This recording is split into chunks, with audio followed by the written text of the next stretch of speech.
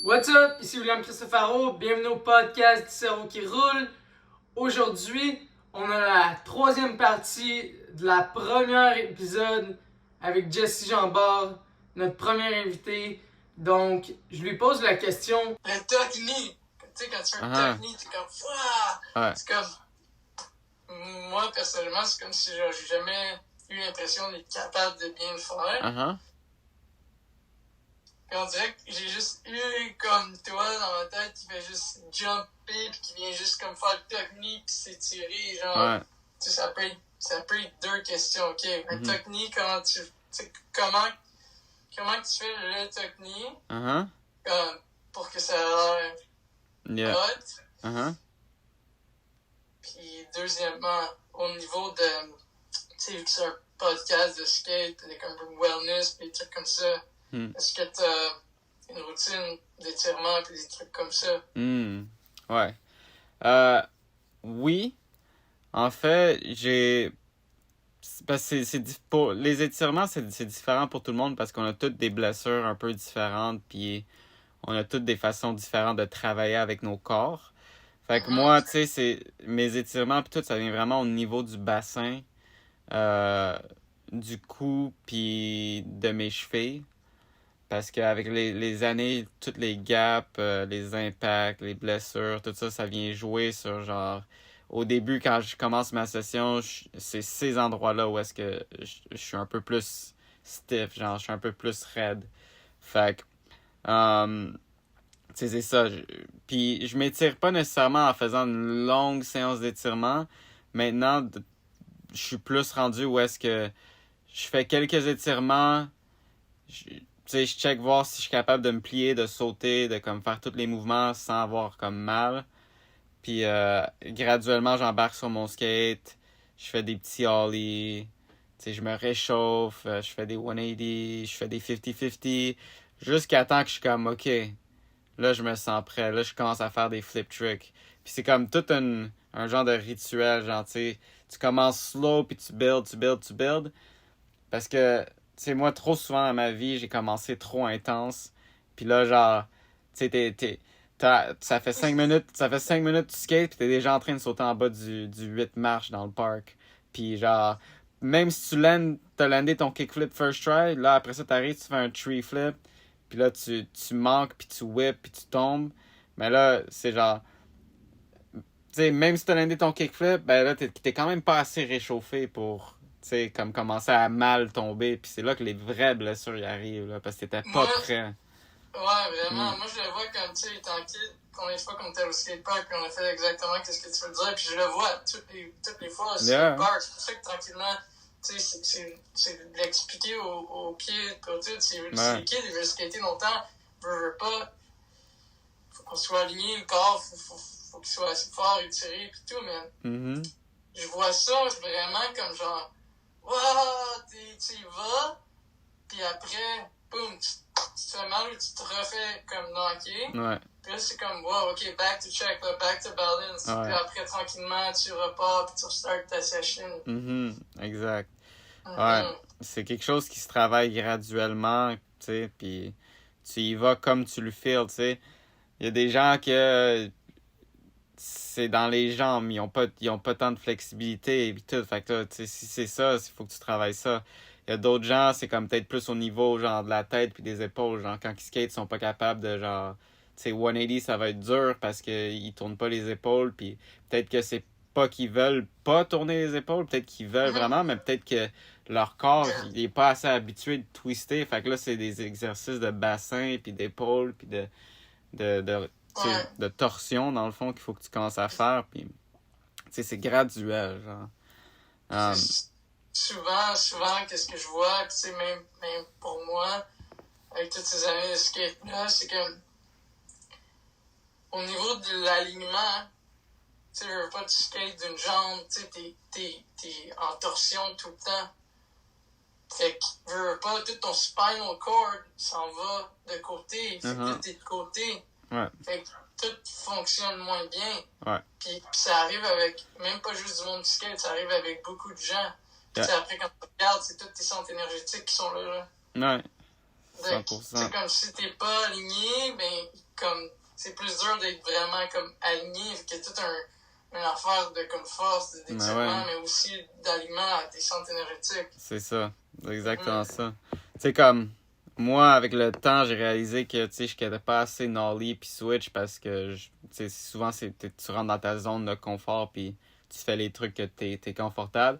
Mais c'est vraiment important de skater des deux bords puis de tous les côtés parce que c'est comme ça que ta forme physique, tu vas être capable de l'entretenir un peu plus. Genre, tu sais, c'est comme si tu workout toujours, mais tu workout juste du bras droit, puis ton bras gauche, il workout pas. C'est un peu ça, c'est la même chose. Genre, tu vas être full bon dans plein de choses, mais après ça, tu vas arriver pour essayer des nouveaux trucs, puis ça va juste pas débloquer parce que tu t'es créé une barrière, genre. Fait que, c'est maintenant, je trouve que je suis quand même assez ambidex en skate. Je suis capable de me débrouiller de tous les côtés. C'est juste que... I see those naughty nose blunts. Yeah, ouais, c'est ça. Tu sais, fait que c'est comme... Faut juste que tu passes le temps. Puis c'est ça qui est long des fois. C'est que j'ai déjà appris à faire tree flip. Ça me tente pas d'apprendre à faire switch tree flip. Mais tu sais, c'est pas de faire switch tree flip. C'est d'être confortable en switch. Fait que même que t'essayes puis que tu l'aimes pas tes trucs en switch, c'est que tu crées un confort puis une habitude. Puis c'est comme ça que ton corps, tu vas être mieux dedans, genre. Parce que tu vas avoir, tu sais, le confort de pouvoir, genre, rouler de tous les sens, toutes les directions, puis être bien dans ton corps. Puis un peu, c'est ça aussi. Tokni, c'est un truc, comme pour ramener à la question, Tokni, c'est un truc qu'il faut quand même que tu sois bien dans ton corps parce que c'est comme, ce truc-là, ça se fait en 2 étapes.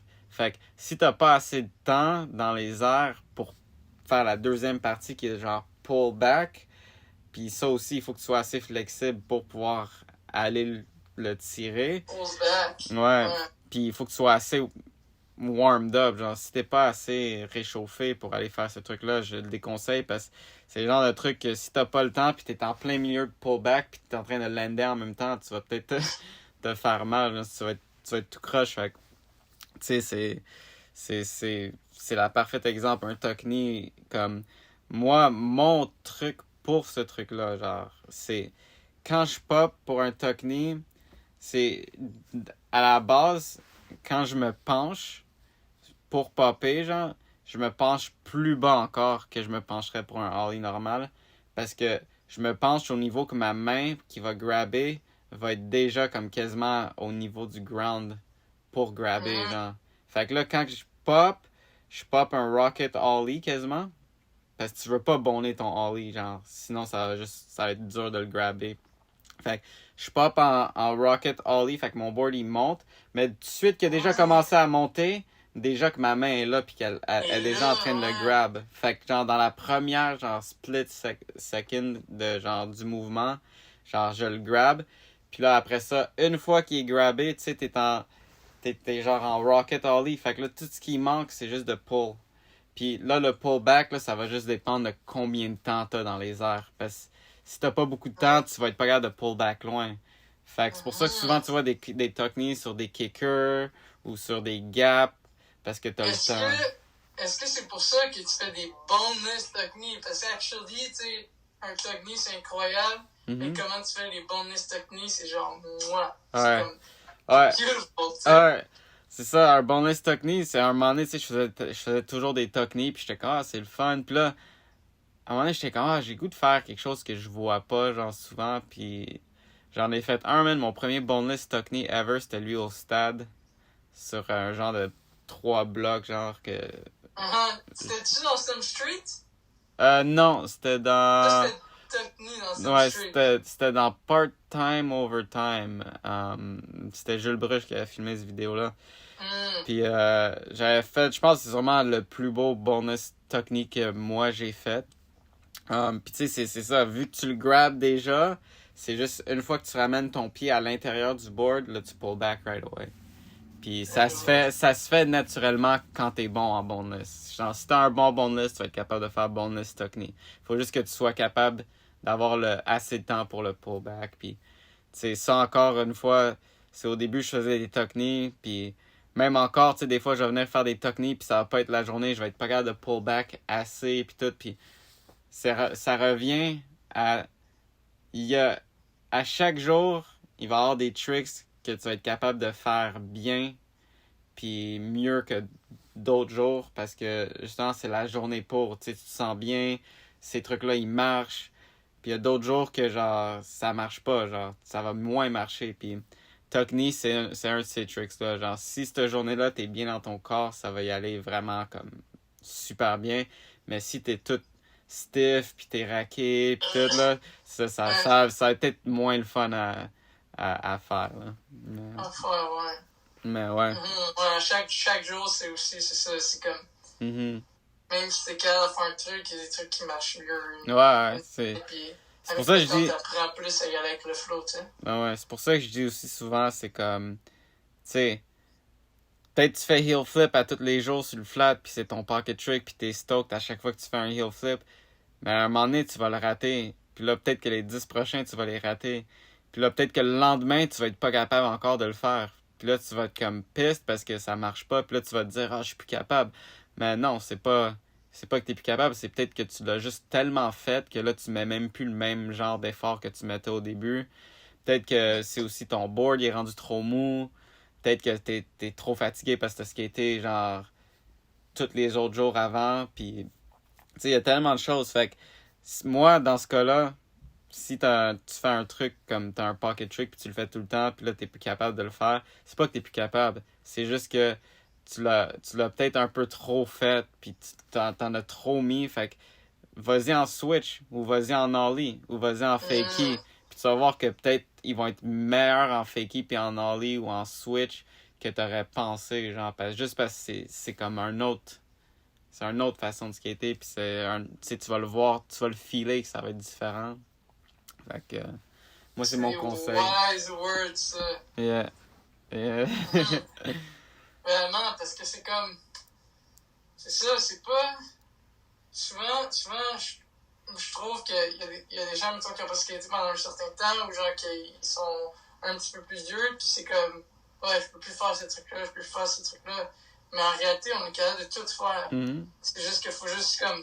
C'est sûr que si on le pratique pas, puis tout, ben c'est sûr il viendra pas de même. Hein. Ouais, non, c'est ça. Juste qu'il faut vouloir mettre le temps, comme d'être capable de refaire ça. Ben oui. Faut mettre le temps, puis il faut pas se décourager. C'est ça le truc. Si tu savais combien de temps ça m'a pris à apprendre à faire mon premier feeble grind, j'ai passé 1 mois jour pour jour à Benny Skate Park quand j'avais genre, je me rappelle plus quel âge, peut-être 13, 14. Genre, 1 mois. C'est tellement fou, là, comme quand tu réalises tout le temps que t'as passé dans le skatepark, c'est comme... Moi, j'ai habité au skatepark. Ouais. J'ai habité au Universe puis au South sur Tachereau, puis c'était comme... Ouais. That was it, là, comme c'était tout mon temps, puis plus tard, comme... Quand tu réalises tous ces efforts-là, tu réalises pas que tu as mis tout ce temps-là autant. Ouais, man. Ouais, c'est fou. Ouais. C'est fou. C'est pour ça, faut pas décourager, puis... J'en vois souvent des jeunes qui se découragent parce qu'ils n'ont pas leur truc à chaque try, puis c'est pas d'avoir des trucs à chaque try, c'est... Tu le fais 1 fois, 2 fois, 3 fois, là, après ça, tu passes à autre chose. T'sais, si tu fais juste refaire le même truc toute la session, à moins que tu le pratiques pour genre une compétition ou whatever, ok, ça je peux comprendre. Mais comme le skate, c'est tellement genre free for all, il n'y a pas de règlement. Tu sais, des fois, je fais un truc 1 fois dans l'année, puis je l'ai first try. Puis là, ça va être la prochaine fois que je vais le refaire, c'est dans 1 an. Puis peut-être qu'il va être first try encore. Puis je le pratique pas, là, je l'ai jamais pratiqué. Puis là, après ça, je vais peut-être l'essayer dans un gap. Tu sais, il n'y a pas tant de règles. Tu peux le faire comme tu le feels, mais il faut que tu sois bien dans ce que tu essaies. Puis il faut que tu aies un bon mindset. Tu y vas plus avec le flow. Ouais, c'est ça. Si ça flow pas en frontside, peut-être que ça va flower en backside. Si ça flow pas en backside. Pas en frontside, peut-être que ça va flow en backside. Yeah. Puis si c'est pas en backside, puis ni en frontside, mais c'est peut-être un différent. C'est ça, peut-être en ollie. Fait que, tu sais jamais. Nice. Ouais. Yeah. Cool. Man, merci énormément de ton temps, de tous tes trucs, de toutes les belles histoires, pis toute cette merveilleuse entrevue, ce beau temps. C'est comme le premier épisode comme du podcast du cerveau qui roule. Je pense pas que ce soit toi qui as eu le premier épisode. Merci. Puis, ouais, c'est cool de comment qu'on a pu juste parler comme qu'on se parlait d'habitude. Ah ouais, 100%. It went with the flow, yo. Yeah. Ah ouais, puis gros merci à toi, man, avec tout ce que tu fais dans la communauté, man, à encourager les jeunes, puis c'est justement garder la communauté active, puis que de justement leur donner les infos qu'ils ont besoin pour pouvoir continuer à pousser sans se décourager, puis voir que nous aussi, on a nos propres struggles, puis c'est pas facile, mais quand t'as une passion, puis que tu veux continuer là-dedans, mais go for it, man. Il va y avoir des gens comme Will, puis comme moi qui vont être là, qui vont te supporter, puis c'est juste ça, le skate, man. On est toute une grosse famille, puis on s'encourage, puis on keep it up. Yeah, merci beaucoup, man. C'est très apprécié. That's right. Si les gens, ils veulent te suivre, ou en savoir plus sur toi, c'est quoi les plateformes que tu utilises le plus ou que tu aimerais comme dire, ou que les événements, les événements qui s'en viennent? Moi, je dirais les deux façons les plus faciles, genre, c'est soit le Black Sparrow sur Instagram ou Sparrow Sessions, soit sur Instagram ou le site web. That's it. Si, toutes mes infos, tous mes trucs se font updater là-dessus. Sparrow Sessions, c'est beaucoup plus pour les sessions qu'on organise. Tu vas avoir les détails là-dessus. Puis, mon compte, le Black Sparrow, là, si tu veux m'envoyer des DM ou des questions, des trucs, c'est sûr que je te réponds, là. Oh yeah! That's Merci beaucoup. C'est chaud. Yeah, dude. Have a great day. Ben oui, toi aussi, man.